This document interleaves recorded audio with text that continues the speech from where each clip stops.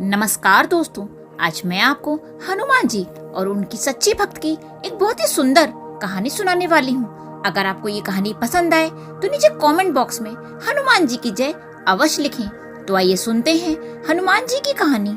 किसी गांव में एक साहूकार अपने परिवार के साथ रहता था।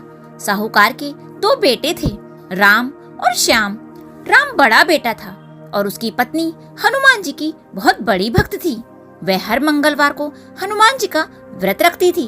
साहूकार को यह बात बिल्कुल नहीं पसंद थी। वह पूजा पाठ में जरा भी विश्वास नहीं करता था। वह अपनी बहू को ये सब करने के लिए मना करता रहता था। एक दिन मंगलवार के व्रत के दिन नंदिनी हनुमान जी के मंदिर गई।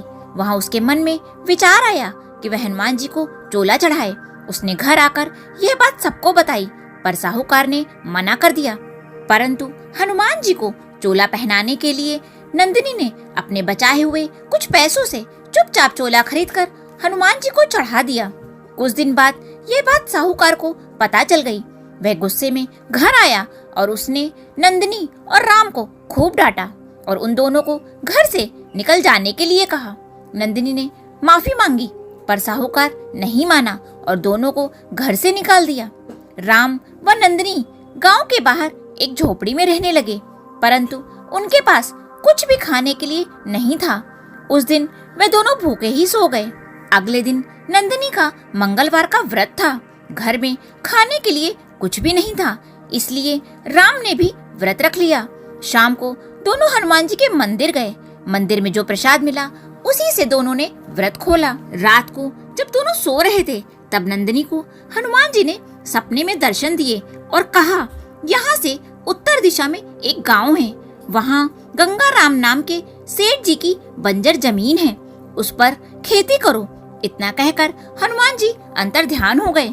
सुबह नंदिनी ने राम को ये बात बताई, किंतु उन्हें ये समझ नहीं आ रहा था कि बंजर जमीन पर खेती कैसे होगी। लेकिन हनुमान जी का आदेश समझकर सुबह दोनों सेठ जी के घर पहुँच गए।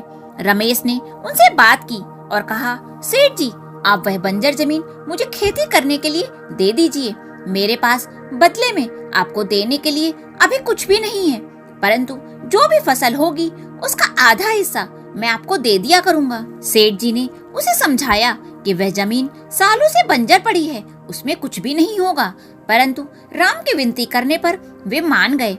राम ने उसी दिन से खेत को जोतना शुरू कर दिया। दिन रात मेहनत करने पर भी वह जमीन उपजाऊ नहीं हो पा रही थी। नंदिनी कुछ घरों में काम करती, जिससे शाम को कुछ खाने के लिए मिल जाता था। एक दिन राम जब खेत में हल चला रहा था तो उसका हल एक जगह अटक गया। उसने हाथ से जमीन को खोदा तो एक मटकी निकली जिसमें सोने के सिक्के भरे हुए थे। राम को समझ आ गया कि क्यों हनुमान जी ने उसे इस बंजर जमीन में खेती करने को कहा। वह मटकी लेकर घर आ गया। शाम को वह नंदिनी के साथ मंदिर गया और वहाँ हनुमान जी के चरणों में गिरकर रोने लगा। इसके बाद राम ने कुछ सिक्के बेचकर अपने साथ कुछ लोगों को काम पर रख लिया और पूरे खेत को जोतकर बीज बो दिए। कुछ दिन बाद फसल तैयार हो गई। फसल का आधा हिस्सा उसने सेठ जी को दे दिया। तब सेठ जी ने कहा, तुमने इस खेत में बहुत मेहनत करी है, तुम इस खेत को खरीद लो। राम ने सेठ जी से वह खेत खरीद लिया। उसने बहुत तरक्की कर ली। कुछ दिन बाद उसने और खेत भी खरीद लिए। उसी गांव में उसने एक बहुत बड़ा सा मकान खरीदा और उसमें बड़ा सा हनुमान जी का मंदिर बनवाया। राम अब केवल हिसाब किताब देखता था। नौकर खेतों में काम करते थे। उधर साहूकार पर हनुमान जी का प्रकोप हुआ। साहूकार के घर में चोरी हो गई। उसके खेत बंजर हो गए। साहूकार व उसका छोटा बेटा एक दिन उसी गांव में आए और राम के यहाँ आकर काम मांगने लगे। राम ने जब उन्हें देखा तो जाकर पिताजी के पैर छुए। साहूकार ने उसे सब कुछ बताया। राम ने पूरे परिवार को अपने साथ रख लिया। तब से साहूकार व उसका परिवार मंगलवार का व्रत करने लगे और हनुमान जी की भक्ति में लीन हो गए। हे हनुमान जी, जैसी कृपा आपने राम और उसकी पत्नी पर करी वैसी सब पर करना। इस कहानी को कहने वाले, सुनने वाले और पूरे परिवार पर भी करना। बोलो हनुमान जी की जय।